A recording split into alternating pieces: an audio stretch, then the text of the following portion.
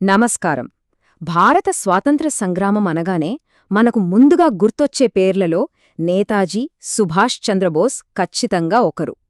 ఆయన జీవితం, ఆయన సాధించిన విజయాలు, విడిచివెళ్లిన చారిత్రక ప్రభావం నిజంగా ఒక అద్భుతమైన చరిత్ర అది. ఈరోజు మనం ఆ చరిత్రను, ఆ వ్యూహాలను చాలా డీటెయిల్డ్గా, ఆసక్తికరంగా ఈ విశ్లేషణలో తెలుసుకుందాం.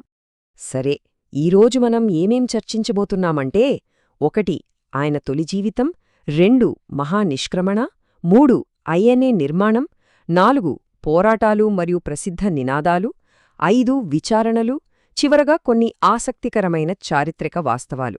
ఇక ఏమాత్రం ఆలస్యం చేయకుండా మొదలుపెట్టేద్దాం. ఈ చారిత్రక థ్రిల్లర్లో మొదటి భాగం తొలి జీవితం మరియు వ్యవస్థతో ఆయన తిరుగుబాటు. జనవరి 23, 1897న ఒడిస్సాలోని కటక్లో జన్మించిన ఆయన ప్రయాణం చాలా ప్రత్యేకం. మొదట్లో ఇండియన్ నేషనల్ కాంగ్రెస్లో చేరినప్పుడు చిత్తరంజన్ దాస్ గారి ఆలోచనలు ఆయనపై విపరీతమైన ప్రభావం చూపాయి. ఆ తర్వాత కలకత్తా మేయర్గా పనిచేశారు. చూస్తుండగానే కాంగ్రెస్లో ఒక రాడికల్ నేషనలిస్ట్ వింగ్కు బలమైన నాయకుడిగా ఎదిగారు. ఆ తెగువ, ఆ డెడికేషనే ఆయనకు నేతాజీ అనే గొప్ప బిరుదును తెచ్చిపెట్టాయి. 1921 ఈ సంవత్సరం ఎందుకంత ప్రత్యేకం అనుకుంటున్నారా? ఇంగ్లండ్లో ఎంతో ప్రతిష్టాత్మకమైన ఐసీఎస్ పరీక్ష పాసైనా సరే ఆ విలాసవంతమైన ఉద్యోగాన్ని, జీవితాన్ని వదిలేసి స్వాతంత్ర్య పోరాటం కోసం వెనక్కి వచ్చేసిన సంవత్సరం అది. దేశం పట్ల ఆయన అంకిత భావానికి అదే అతిపెద్ద నిదర్శనం. ఆ తరువాత రాజకీయాల్లో ఆయన గ్రాఫ్ చాలా వేగంగా పెరిగింది. 1938 హరిపుర సెషన్లో కాంగ్రెస్ అధ్యక్షుడయ్యారు. కాని 1939 త్రిపురి సెషన్ వచ్చేసరికి సీన్ మారిపోయింది. మహాత్మాగాంధీ మద్దతిచ్చిన అభ్యర్థినే ఓడించి ఆయన గెలిచినా కొన్ని సైద్ధాంతిక విభేదాల వల్ల ఆ పదవికి రాజీనామా చేయాల్సి వచ్చింది. ఆ వెంటనే లెఫ్ట్ వింగ్ శక్తులన్నింటినీ ఏకం చేస్తూ ఆయన ఫార్వర్డ్ బ్లాక్ను స్థాపించారు. ఇక్కడి నుండి ప్రయాణం మరింత ఉత్కంఠభరితంగా మారుతుంది. 2వ భాగం మహానిష్క్రమణ. అదేనండి, ద గ్రేట్ ఎస్కేప్. ఇది నిజంగా ఒక థ్రిల్లర్ సినిమాను తలపిస్తోంది. 1941లో ఆయన గృహ నిర్బంధంలో ఉన్నప్పుడు పోలీసుల కళ్లుగప్పి మారువేషంలో ఎలా తప్పించుకున్నారో తెలుసా? ఇండియా నుండి ఆఫ్ఘనిస్తాన్, అక్కడ్నుండి ఏకంగా యుఎస్ఎస్ఆర్, ఆ తర్వాత జర్మనీ. అంతర్జాతీయ మద్దతు కోసం ఆయన చేసిన ఈ సుదీర్ఘ ప్రయాణం ఒక అద్భుతమైన వ్యూహాత్మక అడుగు. ఇక జర్మనీకి చేరుకున్నాక నేరుగా అడాల్ఫ్ హిట్లర్ను కలిశారు. అక్కడ ఫ్రీ ఇండియా సెంటర్ను, అలాగే భారతీయుల్లో స్ఫూర్తి నింపడానికి ఆజాద్ హింద్ రేడియోను స్థాపించారు. బ్రిటిష్ సామ్రాజ్యాన్ని దెబ్బతీయాలంటే వాళ్ల శత్రువులైన జర్మనీ, ఇటలీ, జపాన్ లాంటి యాక్సిస్ పవర్స్ మద్దతు కూడగట్టడం అప్పట్లో ఆయన వేసిన అతిపెద్ద మాస్టర్ స్ట్రోక్. ఇప్పుడు 3వ భాగంలోకి అడుగుపెడదాం. అదే ఐఎన్ఏ నిర్మాణం. ఆయన పోరాటంలో అత్యంత ముఖ్యమైన సైనిక ఘట్టమిది. ఇక్కడ మనం ఒక విషయం చాలా క్లియర్గా అర్థం చేసుకోవాలి. ఇండియన్ నేషనల్ ఆర్మీ అనగానే మనకు వెంటనే బోస్ గుర్తుకొస్తారు. కానీ వాస్తవానికి దీన్ని 1942లో మొదటిసారిగా మోహన్ సింగ్ స్థాపించారు. ఆ తర్వాత 1943లో జపాన్లో బోస్ దీని బాధ్యతలు తీసుకుని దాన్ని ఒక పవర్ఫుల్ సైన్యంగా పునర్వ్యవస్థీకరించారు. ఈ తేడా ఖచ్చితంగా గుర్తుంచుకోవాలి. ఈ ఐఎన్ఏ ప్రధాన నినాదం చూస్తే ఐక్యత, విశ్వాసం, త్యాగం. ఇందులో నాకెంతో ఆశ్చర్యం కలిగించిన విషయమేంటంటే ఆ కాలంలోనే మహిళల కోసం ప్రత్యేకంగా లక్ష్మీ సెహగల్ నాయకత్వంలో రాణి ఝాన్సీ రెజిమెంట్ను ఏర్పాటు చేయడం. ఇది నిజంగా అప్పట్లో ఎంతో ప్రగతిశీలమైన, ధైర్యవంతమైన ఆలోచన కదూ. 1943 నాటికి సింగపూర్లో provisional government of Azad Hind ఏర్పాటైంది. ఇది మామూలు విషయం కాదు. యాక్సిస్ దేశాలు దీన్ని గుర్తించాయి. పైగా ఈ ప్రభుత్వం ఏకంగా బ్రిటన్, అమెరికాల మీదే నేరుగా యుద్ధం ప్రకటించింది.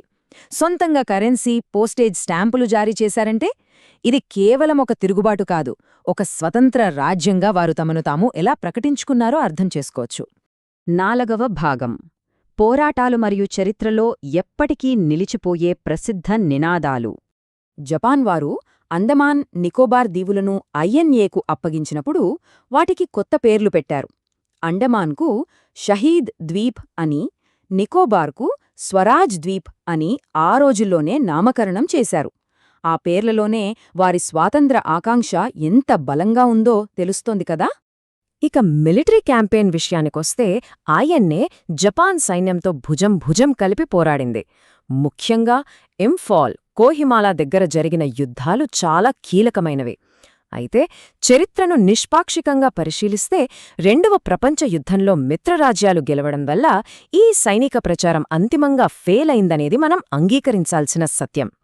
కాని నాకు రక్తాన్నివ్వండి, నేను మీకు స్వాతంత్రాన్నిస్తాను అన్న ఈ ఒక్క మాట చాలు ఆనాడు భారతీయుల నరనరాల్లో ఎలాంటి ఉత్సాహం ఉప్పొంగి ఉంటుందో చెప్పటానికి. దీనితోపాటు జై హింద్, ఢిల్లీ చలో లాంటి ఆయన నినాదాలు ఇప్పటికీ మనల్ని ఎంతగానో మోటివేట్ చేస్తాయి. ఇప్పుడు 5వ భాగం, విచారణలు మరియు సైద్ధాంతిక వైరుధ్యాలు.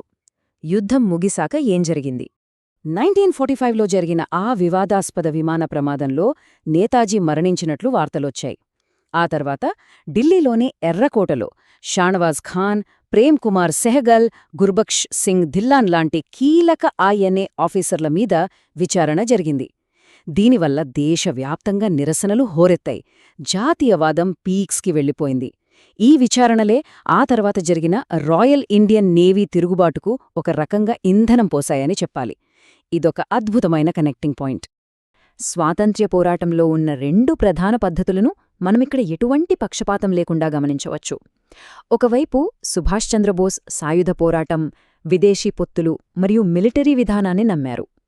మరోవైపు మహాత్మాగాంధీగారు అహింస, ప్రజలందర్నీ కలుపుకుపోయే ఉద్యమం, నైతిక ఒత్తిడిమీద ఆధారపడ్డారు. గమ్యం ఒక్కటే అయినా వారి దారులు మాత్రం పూర్తిగా భిన్నం. ఇక చివరి భాగం, కాలక్రమం మరియు కొన్ని చారిత్రక అపోహలు. చరిత్రను ఖచ్చితంగా అర్థం చేసుకోవడానికి ఇది మనకు చాలా ముఖ్యం. చరిత్రను చదివేటప్పుడు మనం తరచుగా కొన్ని పొరపాట్లు చేస్తుంటాం. ఉదాహరణకు ఐఎన్ఏ అనగానే అది నేరుగా బోస్ స్థాపించారని అనుకుంటారు. కానీ వాస్తవానికి దాన్ని స్థాపించింది మోహన్ సింగ్. బోస్ కేవలం దాన్ని రీఆర్గనైజ్ చేశారు. అలాగే ఆజాద్ హింద్ ప్రభుత్వం ముందే ఏర్పడలేదు, 1943లో ఏర్పడింది. ఫార్వర్డ్ బ్లాక్ కూడా ఏదో ఆలస్యంగా కాదు, ఆయన కాంగ్రెస్ అధ్యక్ష పదవికి రాజీనామా చేసిన వెంటనే 1939లోనే ఏర్పడింది. ఈ ఫ్యాక్ట్స్ మనకి చాలా క్లారిటీ ఇస్తాయి. ఇదంతా ఒకేసారి గుర్తుపెట్టుకోవడానికి ఈ చిన్న టైం లైన్ చూడండి. ఒక మంచి మెమరీ ట్రిక్లా ఉపయోగపడుతుంది.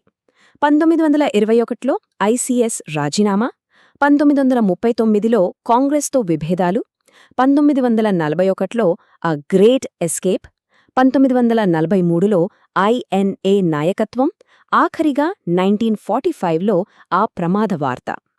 ఈ 5 పాయింట్స్ గుర్తుంటే ఆ చారిత్రక థ్రిల్లర్ మొత్తం మీ కళ్ల ముందున్నట్లే. చివరిగా ఒక విషయం గురించి ఆలోచించండి. ఒక నాయకుడు తన దేశ స్వేచ్ఛ కోసం అవసరమైతే శత్రుదేశాలతో కూడా చేతులు కలిపినప్పుడు చరిత్ర ఆ వ్యూహాన్ని ఎలా చూస్తుంది? ఆయన చేసిన ఆ అత్యున్నత త్యాగంతో దాన్ని ఎలా బేరీజు వేస్తుంది? ఇది నిజంగా ఎప్పటికీ ఆలోచింపజేసే ప్రశ్నే కదో. నేతాజీ జీవితం వెనుక ఉన్న ఆ సంక్లిష్టతను అర్థం చేసుకోవడానికి ఈ విశ్లేషణ మీకు ఎంతో ఉపయోగపడిందని ఆశిస్తున్నాను.